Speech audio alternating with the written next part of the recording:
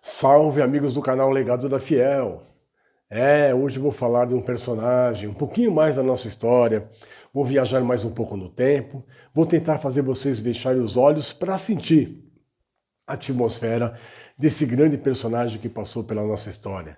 Hoje eu vou falar de Hércules de Miranda, um dos grandes pontos esquerda, um dos maiores jogadores do futebol brasileiro.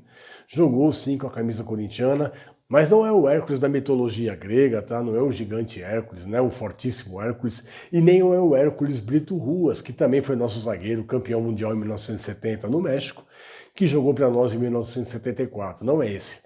Eu vou falar de Hércules de Miranda, que nasceu no dia 2 de julho de 1912, na cidade de Guaxupé, em Minas Gerais, no sul de Minas, e faleceu no dia 3 de outubro de 1982, na cidade do Rio de Janeiro, onde trabalhava. Ele trabalhava como corretor, porque naquela época, apesar da fama, apesar do prestígio, pouco se ganhava dinheiro assim, né? Então a pessoa, o jogador de futebol, ele tinha que jogar e depois continuar trabalhando de alguma forma, e foi na corretagem de imóveis que ele conseguiu seguir a sua vida. Ele inicia a sua carreira em 1930. Em 1930 ele começa a jogar e se destaca no Juventus, Clube Atlético Juventus aqui da Moca, Javari, e joga lá até 1933, quando ele depois se transfere. Quando o futebol começa o profissionalismo no Brasil, ele se transfere para o São Paulo do Floresta. O São Paulo do Floresta, que hoje já não existe mais, dizem que é uma das células, um dos embriões do São Paulo Futebol Clube. São Paulo Futebol Clube de hoje, que é o time que tem duas datas de fundação, 25 de janeiro de 1930 e 16 de dezembro de 1935. Depois, em 1935, ele se transfere para o Fluminense Futebol Clube, chamando a atenção naquela época na seleção brasileira. Ele é convocado para a seleção brasileira. Ele é o titular da Copa do Mundo de 1938, disputado na França, ganho pela Itália de Mussolini, e ele é um dos destaques, né, se transformando aí numa grande legenda naquela época, jogando junto com Leônidas da Silva, o Mundial de 38, e que o Brasil termina no terceiro lugar. Uma posição muito honrosa da seleção brasileira, tanto é que foi destaque em todos os jornais da Europa naquele momento. Era um futebol diferente, eles já chamavam os brasileiros de reis do futebol em 1938. Em 1942 o Corinthians já começava ali um processo que eu chamo de letargia, sem grandes conquistas, mas com grandes jogadores, que eu vou falar um pouquinho mais para frente. Ele vai buscar o Hércules, lá no Rio de Janeiro, e o Hércules vem com aquela fama toda. Ele tinha uma característica muito forte, era um ponto esquerda, mas era um atacante que fazia muitos gols, era um artilheiro. Tanto é que ele era conhecido como o dinamitador. Tal era a potência do seu chute, tal era a precisão e a força dos seus chutes. Ele estreia no Corinthians em 1942 e em 1943 já ele se torna, né, artilheiro do Campeonato Paulista. Olha, naquela época ser artilheiro do Campeonato Paulista era uma coisa muito rara, muito difícil. Tanto é que o maior artilheiro de todos os tempos até hoje, jamais será igualado, é o Pelé. O Pelé conseguiu em mais de 10 edições ser artilheiro do Campeonato Paulista. Isso já hoje é inviável. Não existe jogador aqui em São Paulo, pelo menos, que vá conseguir ser artilheiro do Campeonato Paulista durante 10 anos seguidos ou alternados, até porque os jogadores hoje não param muito tempo nas equipes. Conseguir esse feito foi muito importante. Hércules joga 78 partidas com a nossa camisa. E entre jogos oficiais e jogos amistosos, ele faz 71 gols. Olha isso, gente. É muitos gols, né?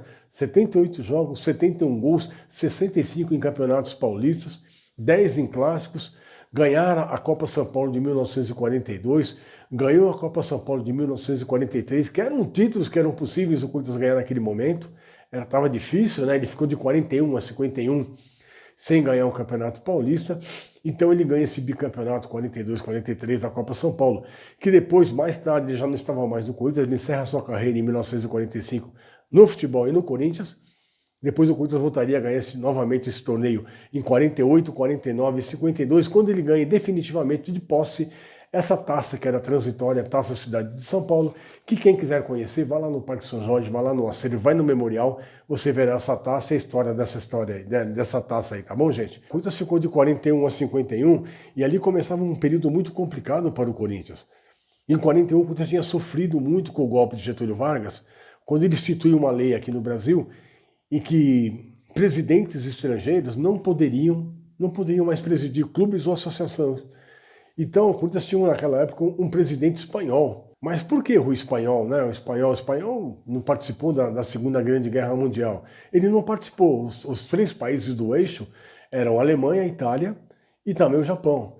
Só que naquela época, o Francisco Franco, né, o ditador espanhol, muitas vezes cedeu soldados para que fosse incorporado a esses soldados do eixo. Então ele teve uma participação indireta, mas sim, Getúlio Vargas guardou aquilo na gavetinha e praticamente baniu tudo quanto foi presidente estrangeiro de clubes do Brasil e de São Paulo principalmente.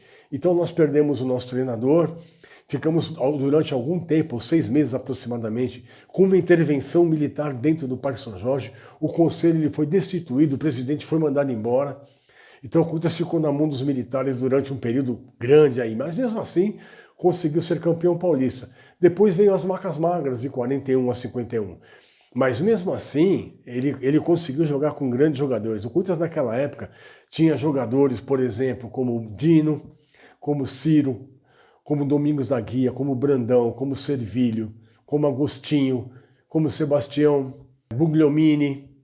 Teve jogadores ali que, né, de certa forma, seriam fundamentais para que o Corinthians pudesse manter aí, durante muito tempo, um nível de competição altíssimo.